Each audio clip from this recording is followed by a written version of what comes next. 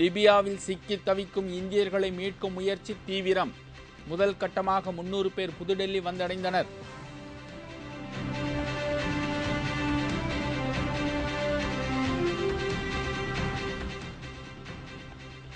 அரசு ஊழியர்கள் தாக்கப்பட்ட சம்பவம். தமிழக அரசிற்கு தேமுதிக நிறுவன தலைவர் கேப்டன் விஜயகாந்த் கடும் கண்டனம்.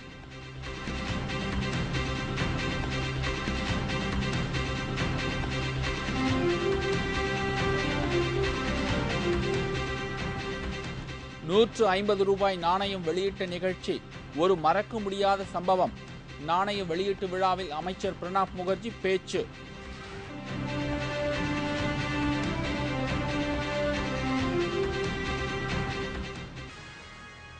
தமிழகம், புதுவை உள்ளிட்ட 5 மாநிலங்களின் தேர்தல் தேதி நாளை அறிவிப்பு.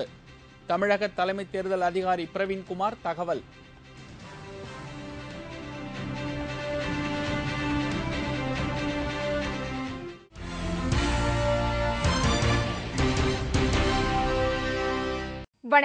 வணக்கம். விரிவான செய்திகள். லிபியாவில் சிக்கி தவிக்கும் இந்தியர்களை மீட்கச் சென்ற ஏர் இந்திய விமானம் நேற்று இரவு 300 பேருடன் டெல்லி சர்வதேச விமான நிலையத்தை வந்தடைந்தது. அதில் வந்த இந்தியர்களை வெளியுறவுத்துறை செயலர் நிருபமா ராவ் வரவேற்றார். லிபியா தலைவர் மும்மர் கடாஃபி பதவி விலக வேண்டும் என வலியுறுத்தி கடந்த 2 வாரங்களாக அந்நாட்டு மக்கள் பெரும் கிளர்ச்சியில் ஈடுபட்டுள்ளனர். கடாஃபி ஆதரவாளர்கள் மற்றும் எதிர்ப்பாளர்களுக்கு இடையிலான மோதல் தீவிரமடைந்ததால் ஆயிரக்கணக்கானோர் கொல்லப்பட்டனர். அங்கு தங்கியிருந்த வெளிநாட்டவர்கள் அந்தந்த நாடுகளால் படிப்படியாக மீட்கப்பட்டு வருகின்றனர். கலவர பூமியாக மாறிவிட்ட லிபியாவில் தற்போது 18,000 இந்தியர்கள் சிக்கியுள்ளனர். அவர்களை மீட்கும் பணியில் இந்திய வெளியுறவுத்துறை அமைச்சகம் மற்றும் லிபியாவில் உள்ள இந்திய தூதரகம் தீவிரமாக இறங்கியுள்ளன. அதற்காக நாள்தோறும் 2 விமானங்கள் மூலம் இந்தியர்களை மீட்கும் முயற்சியும், வாடகை கப்பல்கள் மூலம் லிபியாவில் இருந்து இந்தியர்களை அழைத்துக் கொண்டு எகிப்து வந்து அங்கிருந்து விமானம் மூலம் தாயகம் அழைத்து வர முயற்சிகளும் மேற்கொள்ளப்பட்டு வருகிறது. அவ்வாறு செய்த ஏற்பாடுகளை அடுத்து ஏர் இந்திய விமானத்தின் முதல் விமானம் சுமார் 300 இந்தியர்களுடன் நேற்றிரவு டெல்லியில் உள்ள இந்திரா காந்தி சர்வதேச விமான நிலையத்திற்கு வந்தது. அவர்களை மத்திய வெளியுறவுத்துறை செயலர் நிருபமா ராவ் வரவேற்றார். கலவரத்திலிருந்து மீண்டு தாயகம் வந்த இந்தியர்கள் மத்திய அரசுக்கு தங்கள் நன்றியை தெரிவித்துக் கொண்டனர். இதேபோல் நாள்தோறும் அடுத்தடுத்து அங்கிருக்கும் சுமார் 18,000 இந்தியர்களை மீட்கும் முயற்சி தொடர்ந்து நடைபெறும் என்று மத்திய வெளியுறவுத்துறை அமைச்சகம் தெரிவித்துள்ளது. இந்நிலையில் லிபியாவில் பணிபுரியும் மதுரையை அடுத்த வாடிப்பட்டியைச் சேர்ந்த பொறியாளர் ரங்கராஜ் தான் டிரிபோலி மாகாணத்தில் இருப்பதாக இணையதளம் மூலம் தகவல் அளித்துள்ளார். மேலும் தன்னை மீட்க நடவடிக்கை எடுக்குமாறும் வேண்டுகோள் விடுத்துள்ளார். இதையடுத்து பொறியாளர் ரங்கராஜின் பெற்றோர்கள் மதுரை மாவட்ட ஆட்சியரை சந்தித்து தங்கள் மகனை பத்திரமாக மீட்டு தரக்கோரி மனு கொடுத்துள்ளனர். வந்துடுவான்னு நினச்சி பார்த்தோம். இந்த கலவரம் பார்க்கும்போது எங்களுக்கு பயமாக இருக்குது. அவங்களுக்கு கல்யாணம் ஆகி 2 வருஷம் ஆகுது. ஒரு குழந்தையும் இருக்குது. தாயும் பிள்ளையுமா இருக்காங்க. நாங்கள் முதியவங்க. நீங்கள் காப்பாற்றி கொடுக்குறது உங்கள் கடமை. லிபியாவில் இருக்கும் பொறியாளர் ரங்கராஜிற்கு 6 மாத குழந்தை உள்ளது குறிப்பிடத்தக்கது. திமுக அரசை சந்தித்து மனு கொடுக்க வந்த தமிழ்நாடு அரசு ஊழியர் சங்கத்தினரையும் சாலை பணியாளர்கள் சங்கத்தைச் சேர்ந்தவர்களையும் காவல்துறையினரை கொண்டு தாக்கிய தமிழக அரசிற்கு கேப்டன் விஜயகாந்த் கடும் கண்டனம் தெரிவித்துள்ளார். இது தொடர்பாக அவர் வெளியிட்டுள்ள அறிக்கையில் தமிழ்நாடு அரசு ஊழியர் சங்கத்தினரும் சாலை பணியாளர்கள் சங்கத்தைச் சேர்ந்தவர்களும் தங்களது கோரிக்கைகளை வலியுறுத்தி உண்ணாவிரத போராட்டம் மேற்கொண்டனர். ஆனால் திமுக அரசு உண்ணாவிரதம் இருந்த சங்கங்களின் பிரதிநிதிகளை அழைத்து பேசாததால் செய்வதறியாத பிரதிநிதிகள் முதல்வரின் கவனத்தை ஈர்க்கும் வகையில் புதிய தலைமைச் செயலகத்தை முற்றுகையிடப் போவதாக அறிவித்து புறப்பட்டனர் என்று தேமுதிக நிறுவன தலைவர் கேப்டன் விஜயகாந்த் கூறியுள்ளார்.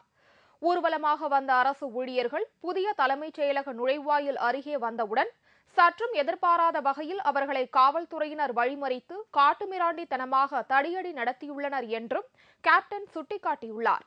காவல்துறையினரின் இந்த கண்மூடித்தனமான தாக்குதலினால் பலர் காயமடைந்து மருத்துவமனையில் சிகிச்சை பெற்று வரும் நிலையில் தாக்கப்பட்ட இடம் போர்க்களம் போல் காட்சியளித்தது என்று கேப்டன் கூறியுள்ளார்.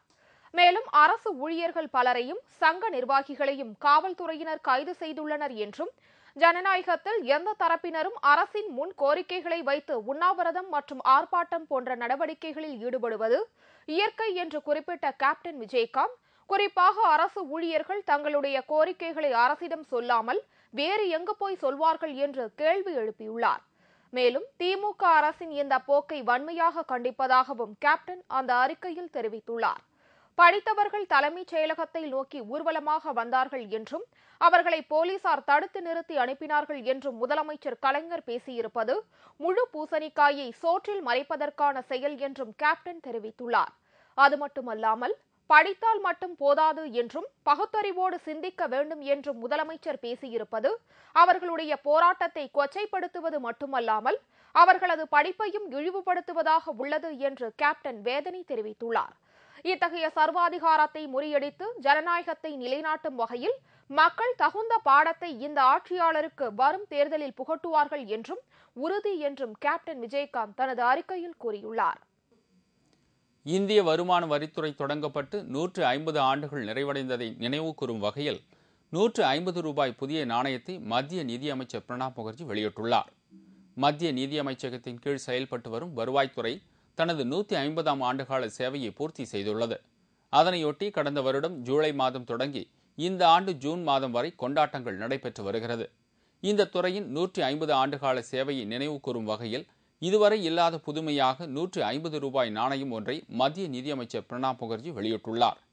இந்த நாணயத்தை வெளியிட்டு பேசிய மத்திய நிதியமைச்சர் பிரணாப் முகர்ஜி 150 ரூபாய் நாணயம் இந்தியாவில் முதன்முறையாக வெளியிடப்படுகிறது என்றும் அதன் இந்த நிகழ்ச்சி ஒரு மறக்க முடியாத சம்பவம் என்றும் தெரிவித்தார். கடந்த 1860ஆம் ஆண்டு தொடங்கப்பட்ட வருமான வரித்துறை நாட்டில் நேரடி வரி வசூலிப்பில் முக்கிய பங்காற்றி வருவது குறிப்பிடத்தக்கது. இந்த நிலையில் நாளை நடப்பு நிதியாண்டின் பொது பட்ஜெட் மக்களவையில் தாக்கல் செய்யப்படுகிறது. அதன் இறுதிக்கட்ட பணியில் பிரணாப் முகர்ஜி தீவிரமாக ஈடுபட்டு வருவதாக தெரிய வந்துள்ளது. 5 மாநிலங்களின் தேர்தலை முன்னிட்டு காங்கிரஸ் கட்சி பல்வேறு புதிய மற்றும் இலவச திட்டங்களை அறிவிக்கக்கூடும் என்று எதிர்பார்க்கப்படுகிறது. தமிழகம், புதுச்சேரி, கேரளா உள்ளிட்ட 5 மாநில சட்டசபைக்கான தேர்தல் தேதி நாளை அறிவிக்கப்படும் என்று தமிழக தலைமை தேர்தல் அதிகாரி பிரவீன்குமார் தெரிவித்துள்ளார். தமிழக சட்டசபை தேர்தல் பணியில் ஈடுபடும் மாவட்ட ஆட்சியர்கள், தேர்தல் அதிகாரிகள் மற்றும் மேற்பார்வையாளர்களுக்கான 3 நாள் பயிற்சி முகாம் சென்னையில் நடைபெற்றது. மாநகராட்சி ரிப்பன் மாளிகையில் நடைபெற்ற அந்த பயிற்சி முகாமில் சென்னை, திருவள்ளூர், காஞ்சிபுரம், வேலூர் உள்ளிட்ட 10 மாவட்டங்களைச் சேர்ந்தவர்களுக்கு ஒரு கட்டமாகவும், திருச்சி, கோவை, ஈரோடு உள்ளிட்ட 15 மாவட்டங்களைச் சேர்ந்த ஆட்சியாளர்களுக்கும் தேர்தல் அதிகாரிகளுக்கும் 2ஆம் கட்டமாக பயிற்சி அளிக்கப்பட்டது. பயிற்சி முகாமின் நிறைவு நாளான நேற்று காலை திண்டுக்கல், சிவகங்கை, மதுரை, தேனி, தூத்துக்குடி, நெல்லை, கன்னியாகுமரி ஆகிய 7 மாவட்ட ஆட்சியர்கள் மற்றும் தேர்தல் அதிகாரிகளுக்கு பயிற்சி வழங்கப்பட்டது. தமிழக தலைமை தேர்தல் அதிகாரி பிரவீன்குமார் அவர்களுக்கு பயிற்சி அளித்தார். அதில் கலந்து கொண்ட அதிகாரிகள் தேர்தல் தேதி எப்போது அறிவிக்கப்படும் என்று கேள்வி எழுப்பினர்.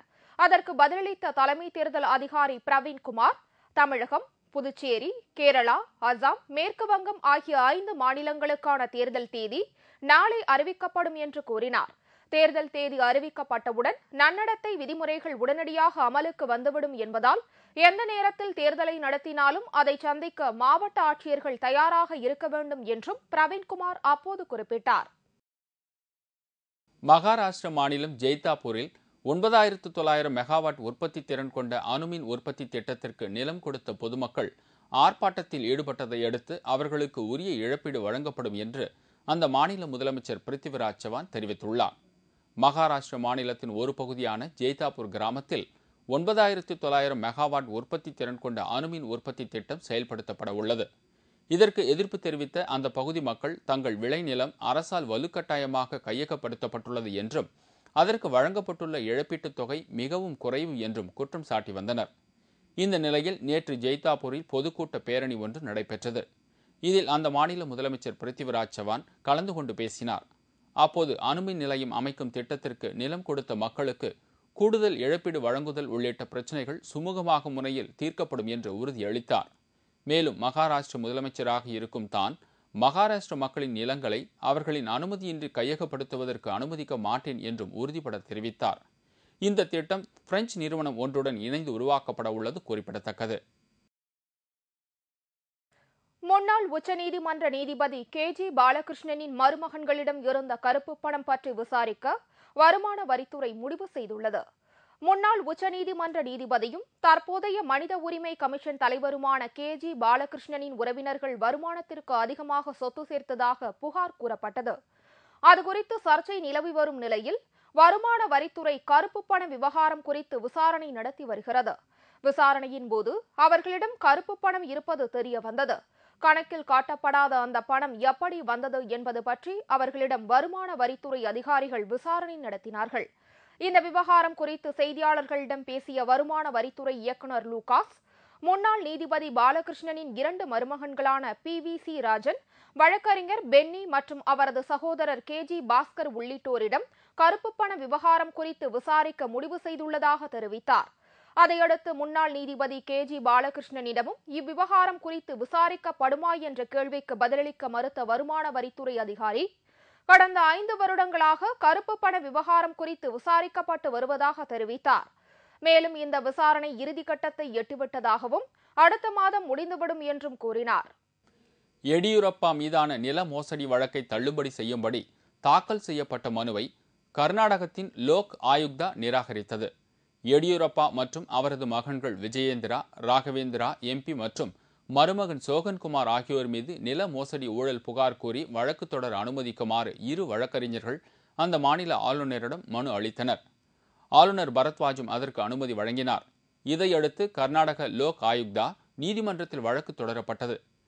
இந்த நிலையில் அந்த வழக்கை கர்நாடகாவின் லோக் ஆயுக்தா நீதிமன்றம் தள்ளுபடி செய்ய வேண்டும் என்று எடியூரப்பாவின் மருமகன் சோகன்குமார் ஆகியோர் சார்பில் மனு தாக்கல் செய்யப்பட்டது. இந்த மனுவை நேற்று கூடுதல் சிவில் நீதிமன்ற நீதிபதி CB கிப்பார்கி முன்னிலையில் விசாரணைக்கு வந்தது.